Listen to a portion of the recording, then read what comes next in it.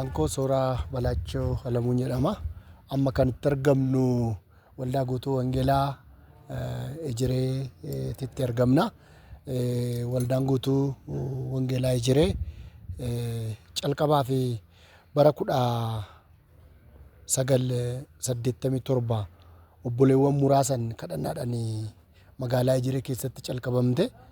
Bara 1990 keessa waldaa guutuu Wangeelaa Olotaa Gannat jalatti waldaa guddattuu taatee qabamte.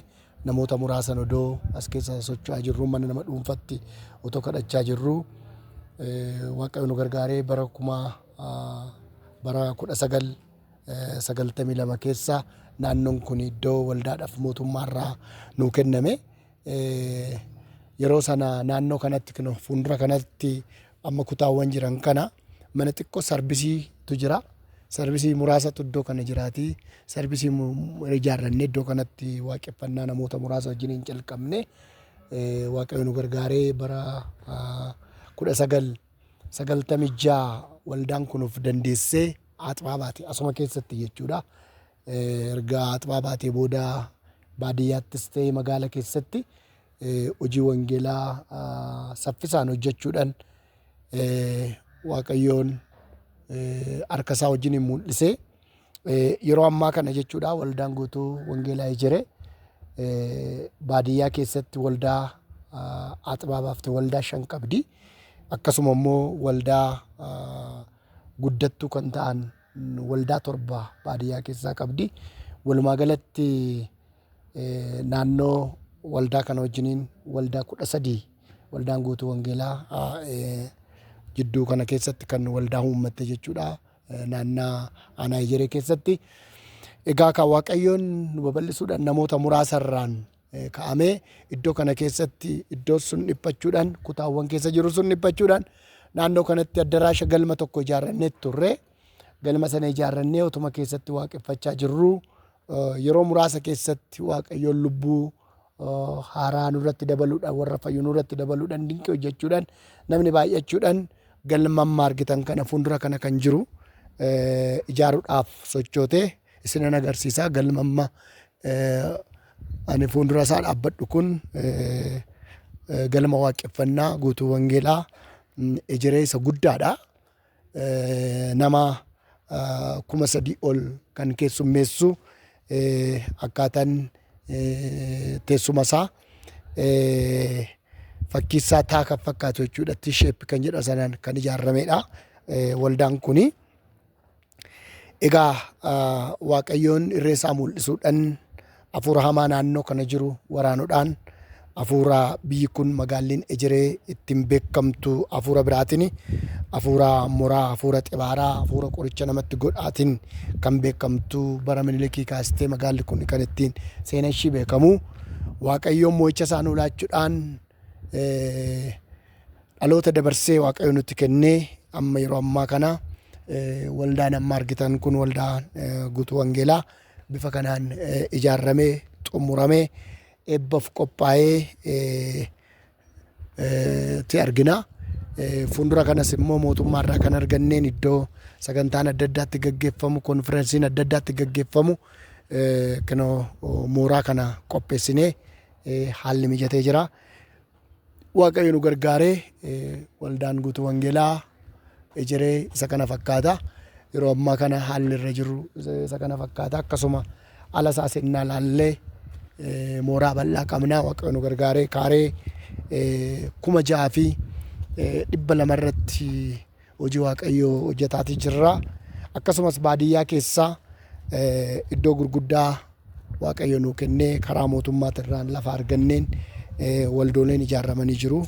Waldooleen duratti maqaa isaaniis ni dha'ee waldaa Aaxiban 5 fi akkasuma waldaan guddattuun 7 baay'een isaanii mootummaarraa lafa fudhachuudhaan kan mana qabnudha. Kan hojii Waaqayyootti hojjetaa jirrudha.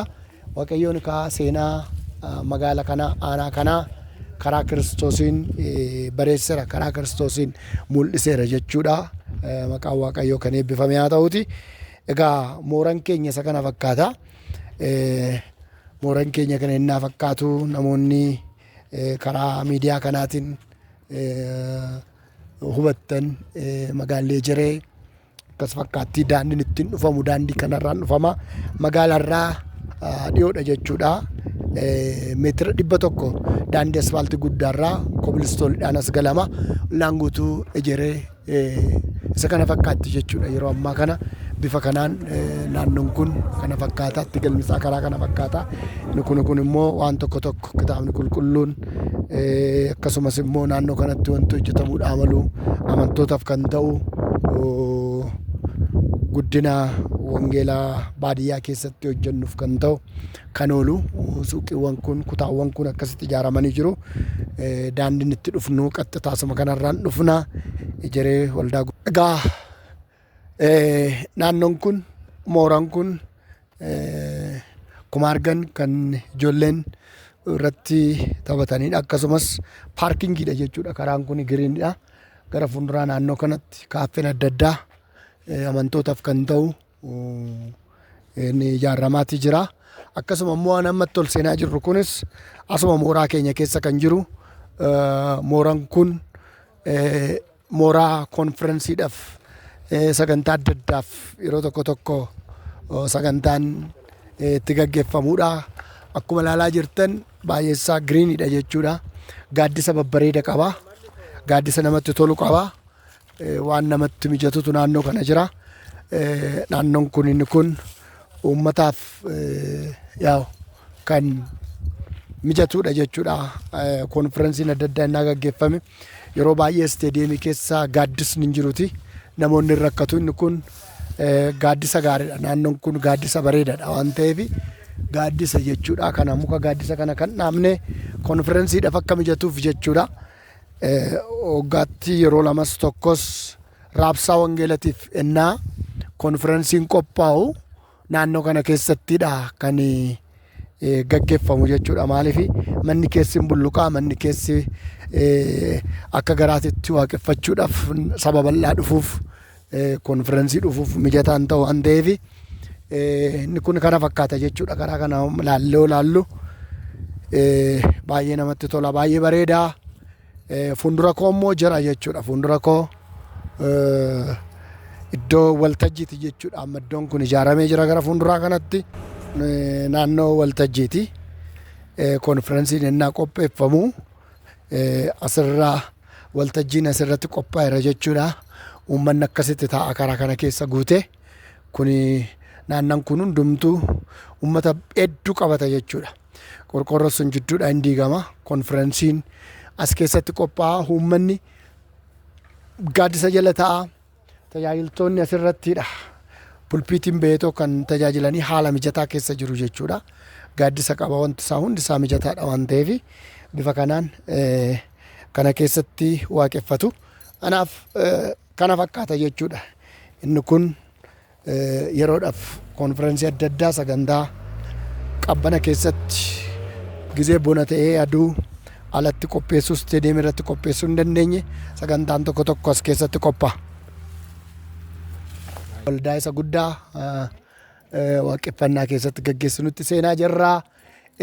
Inni kun balballi kun karaan kun maaliidhaaf qophaa'e hoggaa jettanii namoonni qaama miidhamtoota yeroo baay'ee iddoo amantiittis ta'ee iddoo tajaajila uummataa adda addaatti karaan ittiin wilcharii dhangalan yeroo baay'ee rakkisaadha. Kanarraa kan ka'e waldaan keenya maal gooterti namoonni qaama miidhamtoonni yookaan dhukkubsattoonni jechuudha. Isa kana wanti isaa argitanii darajaan isaa hin jiru walqixxeedha. Akkuma jirutti wanti dhangaluu danda'ama jechuudha. Asiin seennama. Kuni balbala fayyinaa jedhama. Dhukkubsattoonni asirraan galuu jechuudha. Wiilcharii dhangaluu danda'u. Baajaajiin akka fidetti gashuu danda'a. Konkolaataa xixiqqoon akka viitsii waan akkasii kunirree fuutee gashuu dandeessi jechuudha. Kanaaf hojjetame balballi kun karaa kanaan kan hojjetame kanaafidha. Warra qaama miidhamaa, warra humna hin qabne, darajaa ol ba'uu dadhaban karaa kanarra deemuu jechuudha. Isa kanarra deemaniiti achumaan gara waldaatitti seenuu iddoo isaa qophaadha. Waggaa keessa seenne immoo baay'ee akka namatti mijatu sinan agarsiisa. Amma immoo gara balbala isa guddaatti deemaa jirra gara waldaa guutuu wangeelaa Ejeree isa nama seessisu. Inni kun fuulduraan kan jiru jechuudha. Namoonni karaa kanarra darban namoota jajjaboodha. Bakka maalii darajaa qaba waan ta'eef warra darajaa kana bahuu danda'u asirraan seenu jechuudha. Balbala kanaan seenu, kanarraan dhufanii seenu. Balbala sadii qabna. Inni suni kan warra qaama miidhamtootaa, warra humna hin qabne, warra dhadhaban jechuudha. Warra maanguddoota ta'uu danda'u. Bifa kanaan deemamaa. Amma gara waldaa isa guddaattidha kan seenatiidha jirru. Waldaa guddaatti seenaa jirraa. Kana fakkaataa siin hoggaa seennamu. Waldaa guddaan, balballi guddaan isaa asiinidha. Asiin seennamaa akkuma argitan waldaan kana fakkaata jechuudha. Waldaan keenya sagaleen isaa akka hin jeeqneef wanta sagalee ofitti qabatu akkasuma girgiddaa irratti hin argitu. Bifa kanaan jira. Asumaanoo dhuftan gara waltajjii keenyatti dhufnaa. Kun yaa'u waltajjii waldaa keenyatti baay'ee bal'aadha. Waltajjiin kun almost akka kaaree 280 lafa isaa kana wajjiniin kaasee jechuudha. Balballi nan isiniin jedhe sun kun asirraan galame jechuudha. Asirraan dhufanii warri qaama miidhamtootaa sun karaa kanaan taa'u jechuudha. Kanatu isaaniif ta'ee jira. Karaa kanarraan dhufu.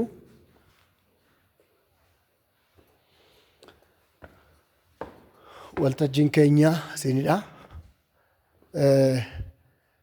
Isa kinoo bifa taatiin jira isiniin jedhe sana T-shapeen jedhamu sun isa kanaadha. Waltajjiin asirra naa taa'u karaa kana daa'immantu taa'a. Inni kun balbala guddinaa jedhama. Asiin seennama. Achumaan daa'imti barumsa sanbataa barachuudhaaf achumaan bahu waggaa sagantaan calqabamu naannoo kana daa'immanitu taa'a. Naannoo kana immoo warra dhadhabaa fi warra qaama miidhamaatiif mijataadha. Achirraan taa'u achumarraan bahus jechuudha. Innaa baanis wiilcherii isaaniitiin isaan rakkisu. Warri kun immoo asumarraan bahu. Waldaan guutuu wangeelaa isa kana fakkaata jechuudha. Kunoo amma iddoo waltajjii isaarra jirra.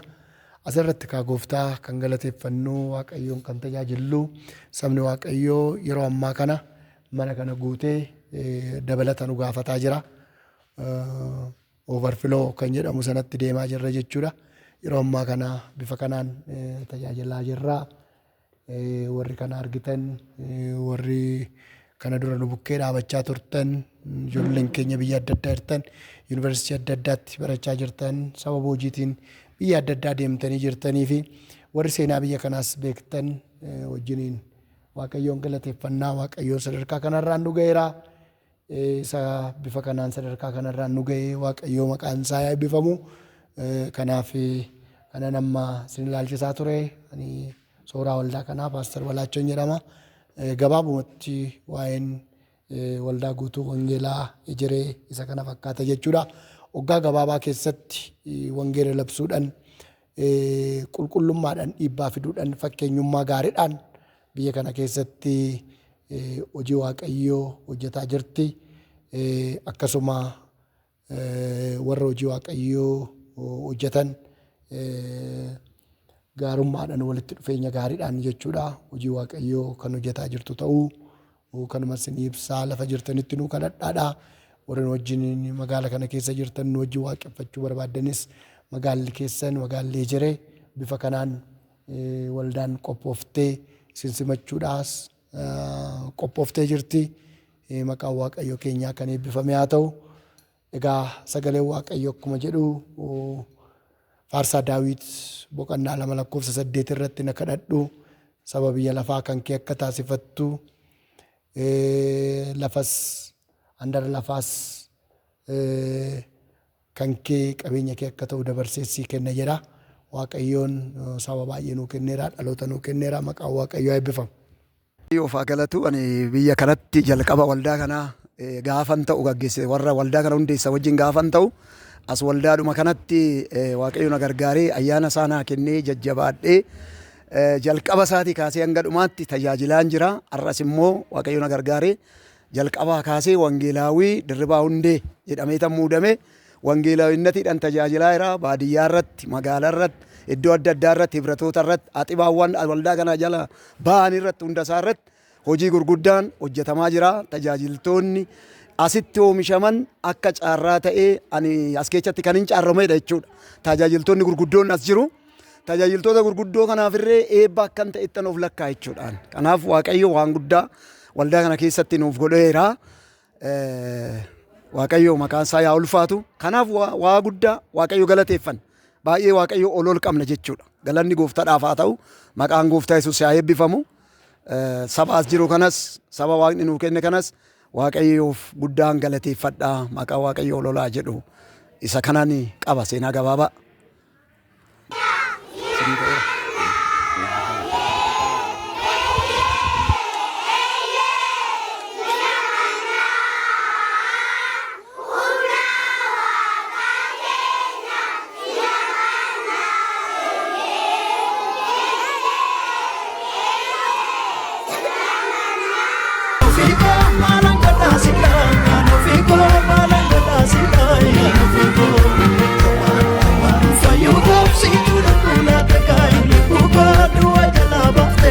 Jesus,